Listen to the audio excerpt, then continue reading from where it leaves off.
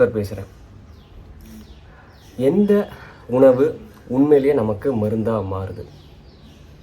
எந்த உணவு சரியான முறையில் சாப்பிட்டா நம்மளோட உடலில் மருந்தாக மாறுதுங்கிற விஷயத்தை தான் நம்ம இந்த வீடியோவில் புரிஞ்சிக்க போகிறோம்.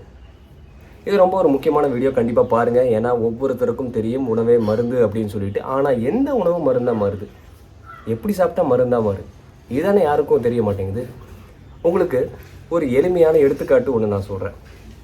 ஒருத்தருக்கு உடம்பு முடியல, உடம்பு நல்லா இருக்கிற வரைக்கும் நல்லா சாப்பிட்டாரு, என்னென்னமோ சாப்பிட்டாரு, ஓடுறது, பறக்கிறது, ஊறுறது, பாயிறது எல்லாமே சாப்பிட்டாரு. இப்போ உடம்பு முடியல, உடம்பு முடியாமல் ஆஸ்பத்திரியில் போய் அட்மிட் ஆகிட்டாங்க. ஆஸ்பத்திரியில் அட்மிட் ஆகிருக்கிற அந்த நேரத்தில் அவரை பார்க்குறதுக்கு சொந்தக்காரங்க, நண்பர்கள் எல்லோரும் வராங்க. அவங்க என்ன வாங்கிட்டு வராங்க? ஆரஞ்சு, சாத்துக்குடி, ஆப்பிள், மாதுளை, இந்த மாதிரி பழங்கள் தானே வாங்கிட்டு வராங்க. அது ஏன் பழங்கள் வாங்கிட்டு போகிறாங்க அப்படின்னு சொல்லிட்டு யோசிச்சிங்களா? யோசிச்சு பாருங்களேன். இப்போது ஏன் அவங்க பழங்கள் வாங்கிட்டு போகிறாங்க?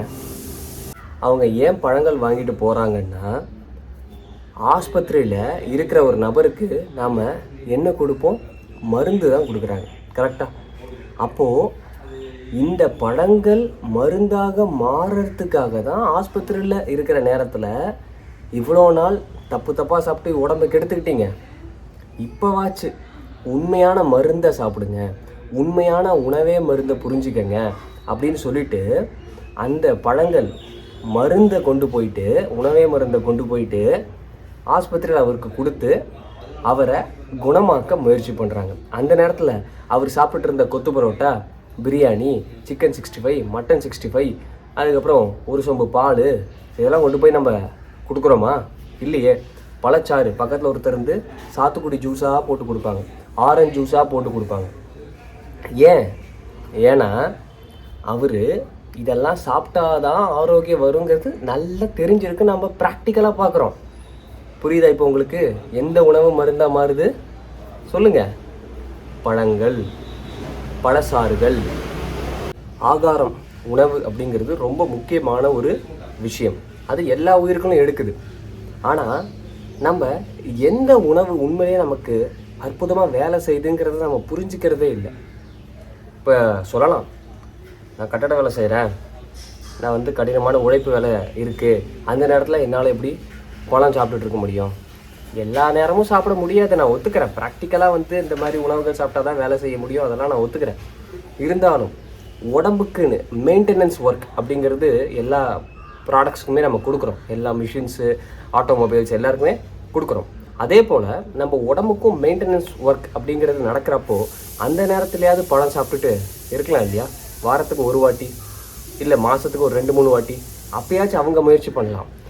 அவங்களுக்கு உடம்பு முடியாமல் போனால் கூட, ஆஸ்பத்திரியில் படுத்த படுக்கையாக போனால் கூட, என்னத்தை கொண்டு போய் கொடுக்குறோம்? இவர் கட்டட வேலை செய்கிறவர், இவர் கடினமான உழைப்பாளி, இவர் அலையிற வேலை அப்படிங்கிறதுனால உடம்பு முடியாத நேரத்தில் சோறை கொண்டா திணிக்கிறோம். அப்போவும் பழம் தானே கொண்டு போகிறோம், பழச்சாறு தானே கொடுக்குறோம். யாராக இருந்தாலும் இருக்கட்டுங்க, உடம்புக்கு தெரிஞ்சதெல்லாம் ஆரோக்கியம் மட்டும்தான். அப்போ கெட்டுப்போன உடம்பு எப்படி மீட்டு கொண்டு வருது? அதுக்கும் நம்ம இந்த பழ உணவுகள் சாப்பிட்டு தான் நாம் அதை மீட்டு கொண்டு வர முடியும். உணவே மருந்து, மருந்தான பழங்கள் அதிகமாக சாப்பிட்றதுக்கு முயற்சி பண்ணுங்க, செய்யுங்க, நல்லது. இதுதான் மருந்தாக மாறுதுங்க.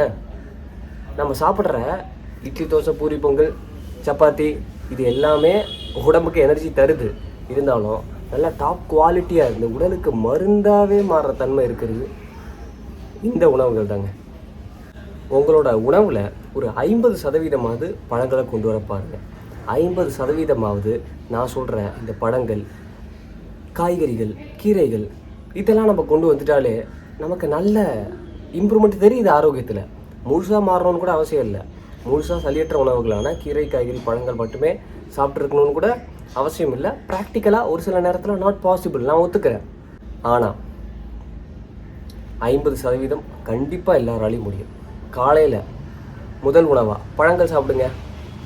எந்த பழம் வேணால் சாப்பிடுங்க. ஒரு நேரத்துக்கு ஒரு வகையான பழம் மட்டும் சாப்பிடுங்க. பப்பாளினா பப்பாளி, சப்போட்டானா சப்போட்டா, மாதுளைனா மாதுளை, எவ்வளோ வேணால் சாப்பிட்டுக்குங்க. அடுத்த மதியான வேலைக்கு ஒரு 50% காய்கறி கீரை வச்சு சாப்பிடுங்க. நைட்டு டிஃபன் மாதிரி சாப்பிட்றதுனால ஒரு 50% காய்கறி கீரை வச்சு சாப்பிடுங்க.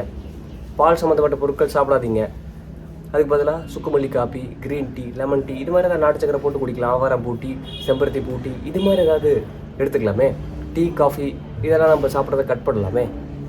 அதுவும் உடம்பு சுத்தமாக முடியாத நேரத்தில் கண்டிப்பாக பழங்கள், காய்கறி சூப்பு இந்த மாதிரி மைல்டு ஃபுட்ஸ் மட்டும்தான் நம்ம எப்போயா இருந்தாலும் சாப்பிடணும். ஏன்னா உடம்பு முடியாத நேரத்துலையாச்சு நம்ம உடம்பை நம்ம பாதுகாக்கணும் இல்லையா, அப்போயாச்சும் கரெக்டான மருந்தை கொடுக்கணும் இல்லையா. இந்த மாதிரி பழங்களை சாப்பிட்டு இந்த உணவை மருந்தாக நீங்கள் மாற்றலைன்னா கண்டிப்பாக உங்களுக்கு வெளியிலேருந்து மருந்து மாத்திரை சாப்பிட்ணுங்கிற ஒரு கட்டாயம் ஏற்படும். மருந்து மாத்திரை சாப்பிட்டு தான் ஆகணும். அதனால் புரிஞ்சுக்கிட்டு சரியான உணவை தேர்ந்தெடுங்க. நல்லா இருக்கிறப்பவே உணவே மருந்தை புரிஞ்சுக்கிட்டு பழங்கள் அதிகமாக சாப்பிட்டு உங்கள் ஆரோக்கியத்தை நீங்கள் காப்பாற்றிக்கங்க. நீங்கள் தானே உங்கள் ஆரோக்கியத்தை காப்பாற்றிக்க முடியும். உங்கள் ஆரோக்கியத்துக்கு நீங்கள் தானே பொறுப்பு. ஆழமாக நான் சொல்கிற விஷயம், உணவே மருந்து. அதுவும் எந்த உணவு மருந்தாக மாறுது, பழங்கள் தான் அதிகமான குவாலிட்டி ஃபுட். அதுதான் நமக்கு அதிகமான மருந்தாக மாறுது. அதனால தான் ஆஸ்பத்திரியில் இருக்கிற ஒரு நபருக்கு கூட நாம் உடம்பு முடியாத நேரத்தில் பழங்களை வாங்கிட்டு கொண்டு போய் கொடுக்குறோம் அப்படிங்கிறதெல்லாம் புரிஞ்சுக்கங்க. ப்ராக்டிக்கலாக ஒரு உதாரணமும் நான் சொன்னேன். தொடர்ச்சியாக என் சேனலில் பார்த்துட்ருங்க. நிறைய நல்ல விஷயம் நான் சொல்லிகிட்டு இருக்கேன். அதில் இருக்கிற உணவு முறையெல்லாம் நீங்கள் செஞ்சீங்கன்னா உங்களுக்கு கண்டிப்பாக ஆரோக்கியம் கிடைக்கும். நீண்ட நாட்கள் ஆரோக்கியமாக கண்டிப்பாக நம்மளால் வாழ முடியும். உங்கள் ஆரோக்கியம் உங்கள் கையில். நன்றி, வணக்கம்.